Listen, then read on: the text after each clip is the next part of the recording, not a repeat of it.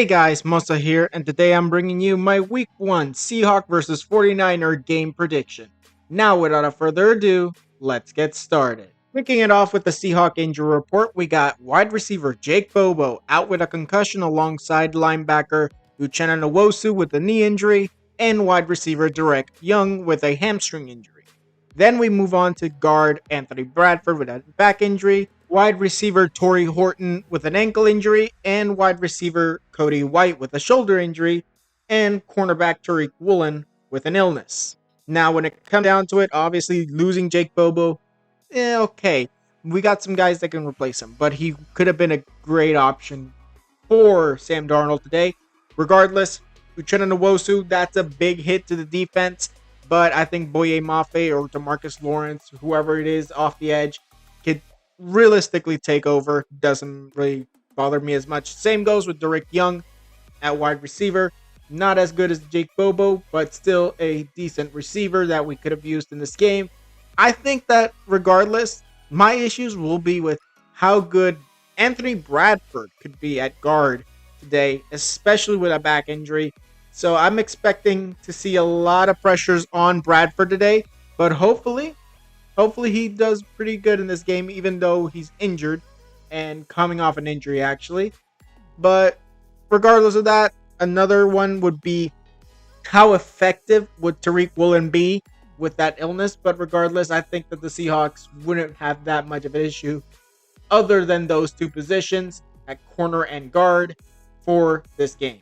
Now, moving on to the Seattle offense, starting with quarterback Sam Bradford, running back Kenneth Walker III, fullback Robbie Oates, I think that's how you say it, wide receivers Cooper Kupp and Jackson Smith-Njigba, tight end AJ Barner, left tackle Charles Cross, left guard the rookie Gray Zabel, center will be Jalen Sundell, right guard Anthony Bradford, and right tackle Abraham Lucas. Now, when it comes down to this offensive line, we're going to see a lot of good plays from Zabel, the rookie left guard. And honestly, as long as Charles Cross does what he needs to do on the blind side, I think that he can really protect Sam Darnold today. Anthony Bradford, obviously, like I said before, injured back, so that's going to be an issue. And they're probably going to put a lot of pressure on him there with the defensive tackle or nose tackle, whichever of the two it is. But regardless, that's one part of the line we have to worry about. Other than that, I think that the Seahawks will be doing okay at the offensive line, but obviously could be better. But realistically, for me, I think that the Seahawks running back Kenneth Walker, as long as he stays healthy and upright, we've got it in the bag. Cooper Kupp, Jackson Smith-Njigba, two good wide receivers to have. I think Sam Darnold will be finding them pretty easily all day today. And obviously, the fullback, if he's not catching a few passes from the corners or getting a handoff, he's going to be mostly blocking for this game for Kenneth Walker, or maybe in the pass block for Sam Darnold. But in the end, I think that this offense will do decently, not good, but I definitely don't think they're going to be horrible. Now, moving on to the defense of the Seattle Seahawks, we got defensive end Leonard Williams, defensive tackle Jaron Reed, nose tackle Byron Murphy II, and on the edge, DeMarcus Lawrence. Strong side linebacker will be Boye Mafe, weak side linebacker Trice Knight, and Ernest Jones IV at Mike linebacker. Cornerbacks, we got Devin Witherspoon and Tariq Woolen, free safety Julian Love, and strong safety Kobe Bryant. Now, when it comes down to this defense, it's going to be a horrible game for whoever is the running back, because right now I think Christian McCaffrey is injured. So that is going to be pretty tough for him to get through to the outside on those plays, especially with DeMarcus Lawrence. Also, when it comes to the quarterback, Brock Purdy, he's going to have some fun hugs with, at least fun for us, with DeMarcus Lawrence, because though he's going to get him almost all day long. I don't expect that he will leave this game, DeMarcus Lawrence, without at least 2 sacks on Brock Purdy. I think he'll have at least 2. And realistically, I can see this game ending in a very, very much even type score. I don't think it's going to be a blowout for the Seahawks or the 49ers, but the defense, Tariq Woolen, Devin Witherspoon at the defensive backs, I think that this is going to be a very good game for Seattle defensively. But if our offense isn't there, then, well, we're not going to be doing as much as we should. Now, moving on to the 49er injury report, we got running back Jordan James with a finger injury and wide receiver Jordan Watkins with an ankle injury, both doubtful for this game. Then moving on to defensive lineman Yetur Gross-Matos with a knee injury and running back Christian McCaffrey with a calf injury, both questionable for the game.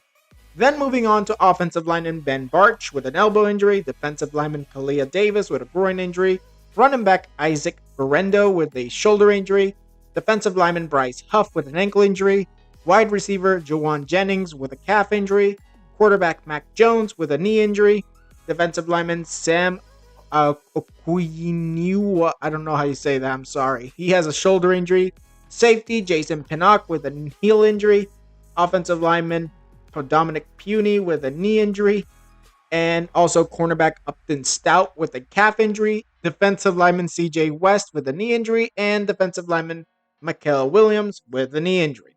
Now, when it comes down to these guys, honestly, Jordan Watkins, not that well known, so I don't think he's going to be making much of a change here in the 49ers receiving core. When it comes to Jordan James, that's going to make a bit of a difference if Christian McCaffrey does not play, because obviously that takes off of the run game. And honestly, McCaffrey is a very good runner and receiver when it comes to being a running back. And Yetur Gross-Matos, that's going to hurt the defense as well. I think it's going to hurt at least the injury report of the 49ers more to their team than the Seahawks injury report then would hurt their team. I think that this team is definitely going to be hurt more.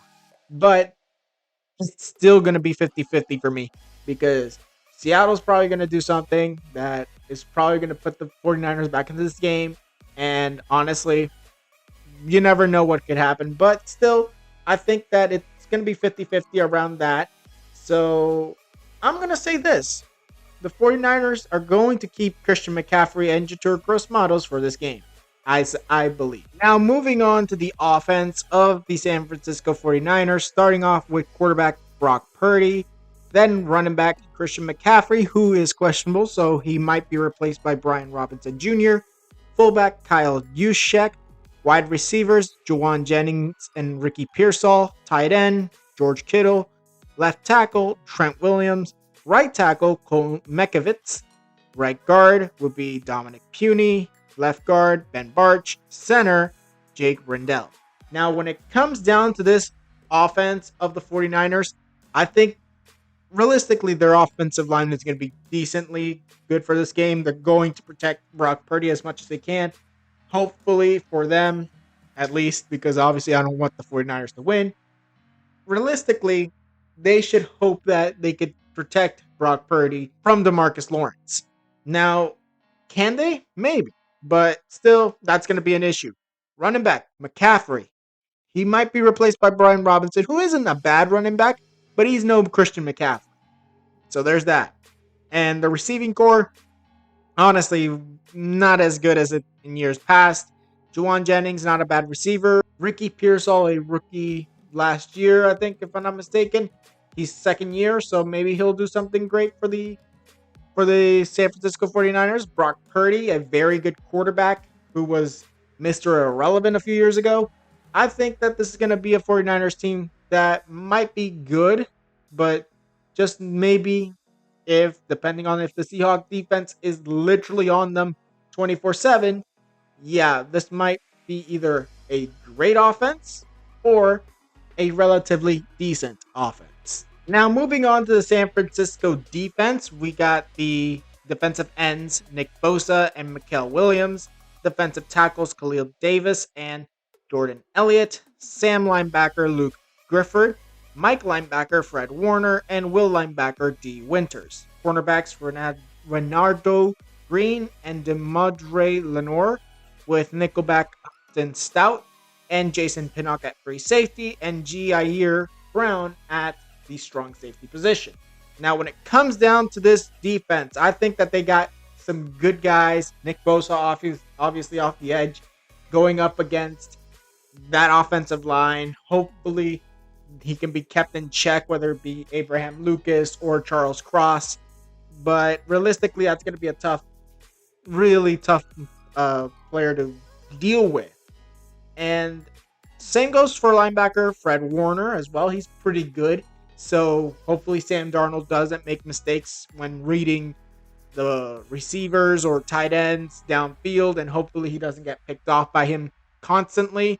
Regardless, I think that this team could do some damage to the Seahawk offense, but that really all depends if the Seahawk offense isn't on a roll, and like Sam Darnold was during the time he was in Minnesota.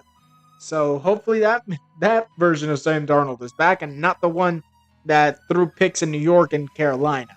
So yeah, I think that this is going to be a good game between both teams. The defenses are going to be good on both sides. I'm just worried about the offenses. Now, in conclusion, I have this game going in favor of the Seattle Seahawks, 23-20. I think the Seahawks win it on a game-winning field goal as time expires. I think that this is going to come down to the wire. Either they're going to go into overtime and San Francisco wins it in overtime, or Seattle wins it with a game-winning field goal by Jason Myers. And I honestly think that's the one that's really going to happen, but it could go either way. But like I said, 23-20, the 49ers lose, Seattle wins, and Seattle moves on to 1-0. But realistically, it could go either ways. Like I said before, this is going to be a tight game. It's going to be neck and neck. They're going to be on each other. One's going to lead, then the other's going to lead all of a sudden. It's going to happen that way. I think that's what's going to happen. But regardless, I think that the Seahawks could win this game if they play their cards right. Now, that was it for this video. Tell me what you guys think in the comments below. Who do you think's going to win, Seattle or San Francisco?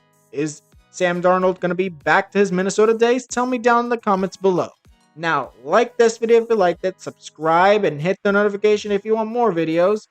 And I'll see you guys next time.